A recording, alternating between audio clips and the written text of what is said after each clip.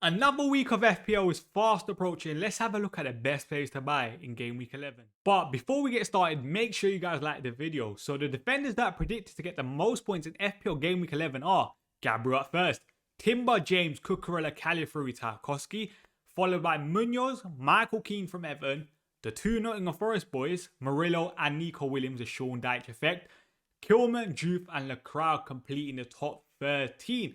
But there are two defenders that I want to talk about in particular, and that is Virgil van Dijk and Munoz. Let's start with Virgil van Dijk, because it's not necessarily for this week, it's for game week 12 onwards, but I wanted to mention this week because we have to, let's say, keep an eye on the transfers that we are making this week and how it's going to affect our future moves. Because if we want Liverpool assets, we know Liverpool assets are generally more expensive. So if you want a Virgil van Dijk, he's 6 million. If we want a Salah, he's 14.2, I believe it is. How are we going to get them?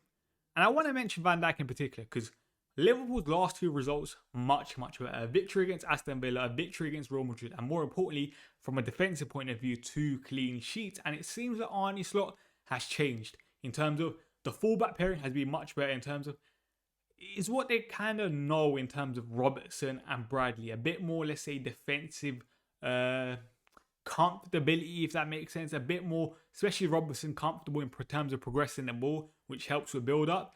But listen, Virgil van Dijk so far this season, I know he's got a lot of criticism for his performances. I think his performances have been top, by the way. I feel like the criticism that he gets, I saw the stuff with Wayne Rooney yesterday, he is getting slightly overblown. His DEFCON potential is there, 11.6. He's hit DEFCON, I think, 4 out of the last 6 games. Listen, we know Virgil van Dijk can get the odd goal here and there from a corner. But more importantly, Liverpool's fixtures coming up are sensational. Nottingham Forest at home, West Ham away, Sunderland at home, Leeds away, Brighton at home, Tottenham away, Wolves at home, Leeds at home. That set of fixtures until game week 19, listen, they're second to none. You're going to want to own, no matter how bad Liverpool have been, someone from that Liverpool defence. Because we know, listen, they can keep clean sheets. They're showing that right now over the last 2 games against Real Madrid, for example. The potential is going to be there. And I feel like right now in game week 12, 13, it's going to be very important. Because I don't know how people are going to navigate towards getting the Liverpool players in. But if you can, they're going to be great differentials. I know Virgil van Dijk's ownership is at 23.4%.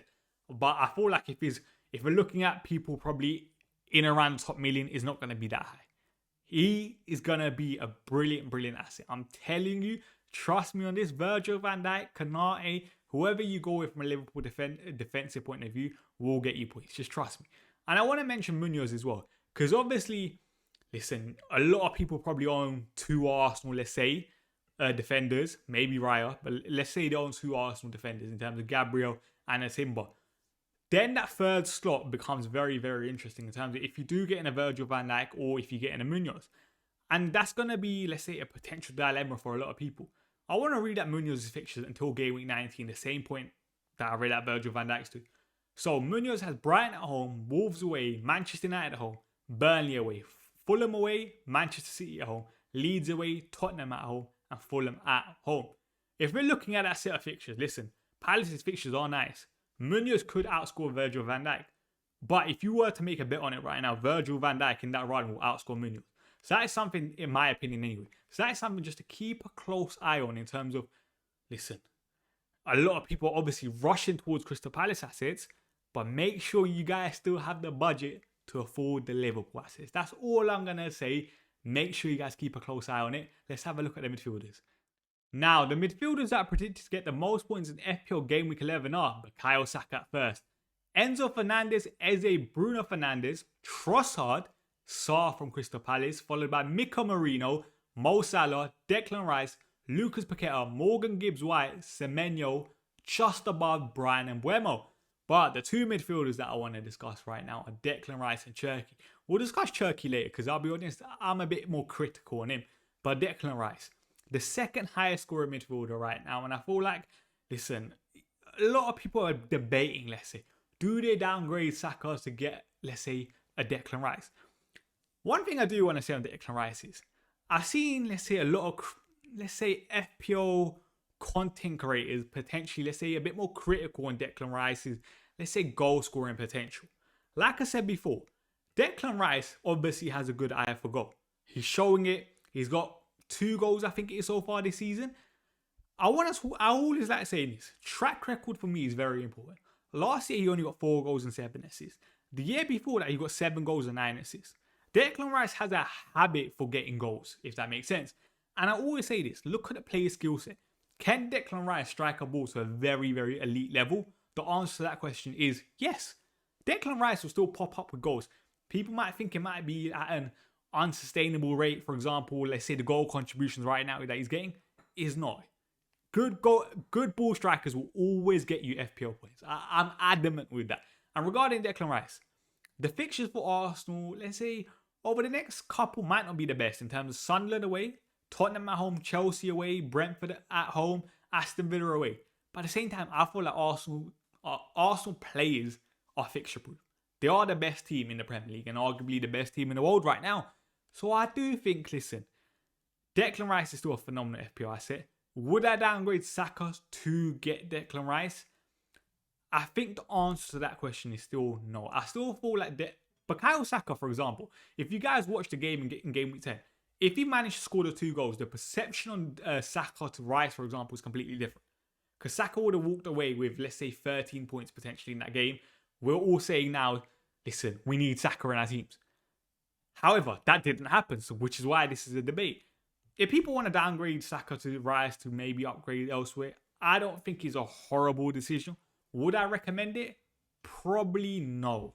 I still feel like I would rather own Saka than Declan Rice for the next, let's say, batch of 10 games. But listen, I think Declan Rice is a phenomenal asset. If we're comparing it to other, let's say, midfielders around the 6.5 million price tag, then I think there's a conversation to be had. Do I think he will get more points than someone like Iliman and Diao over the next couple? I think the answer to that question is actually yes. Do I think he's better than someone like Minte, for example, on the screen? Yes. Szoboszlai is where it becomes a bit of a debate. I feel like Declan Rice has the security in terms of he'll get the odd defcon here and there. So would Szoboszlai, to be honest. I think after game week 12, you'll probably say Szoboszlai is a better asset than Declan Rice, potentially. But that is definitely a debate. Regarding Enzo Fernandez, Sarr, I still feel like those assets are better than Declan Rice.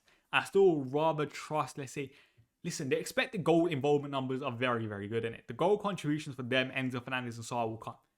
Which is why I still don't think they're bad FPL assets. Cherki, listen, Cherki is an instant avoid for me.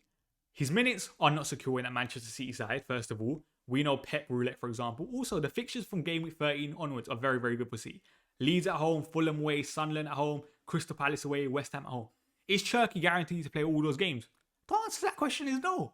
Which is why I do not get the urge to bring in Cherki. But let's move over to the attackers.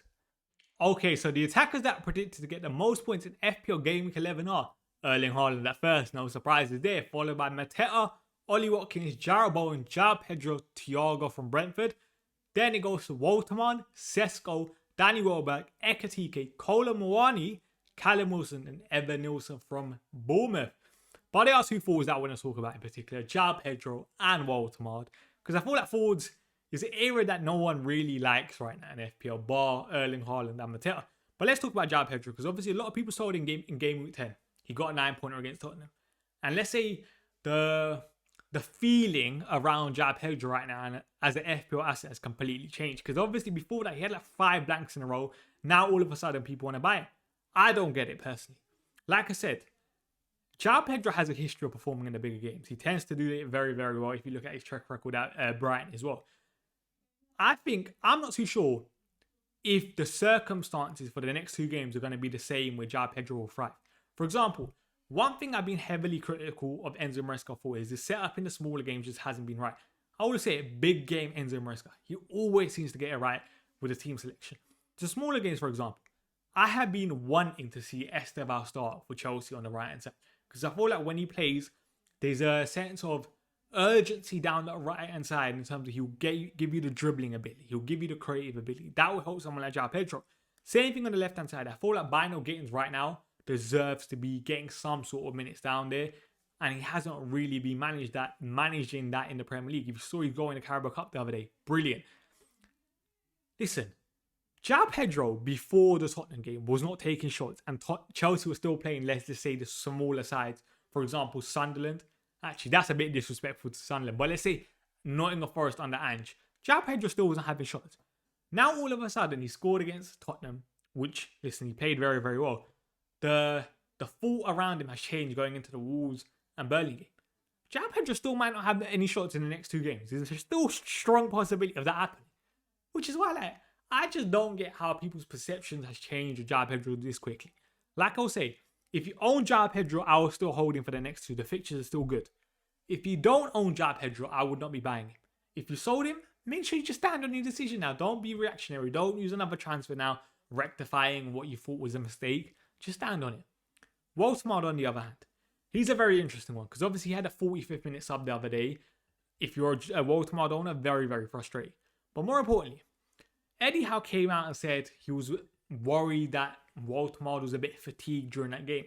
And that is a concern because obviously Newcastle only have, let's say, one high quality recognised number 9 because Osalu's a bit younger, a bit more unproven, let's say. And obviously Whistler's out. That is a concern for me because obviously if we know Eddie Howe was willing to take Woltemade off and give Osalu minutes, we know in the past Anthony Gordon's played number 9. It doesn't bode good for Woltemade. That's all I'm going to say. The next couple games are not the best in terms of they have Brentford away. That's, let's say, a decent fixture on paper. Then they have Man City at home, Everton away, Tottenham at home. From an attacking point of view, considering the fact Newcastle's attacking dynamics haven't clicked, I wouldn't be going there. Like I'll say with João Pedro, if you're on Woltemade right now, I wouldn't recommend selling before the Brentford game. After that is a different story. Before game week 12 against Manchester City. Like I said, I only think there's 3 valid forwards you can get right now in FPL. Erling Haaland, Mateta, top 2. Then if you want a third playing forward, someone like a Thiago or Danny Welbeck to an extent. But other than that, I would just make your third forward spot a dead spot. That's all I'm going to say. So that's my opinion on João Pedro and Woltemade. Listen, if you guys enjoyed this video, make sure you guys give it a like. Comment your thoughts on the best players to bring in. Subscribe to the channel. And we'll be back soon.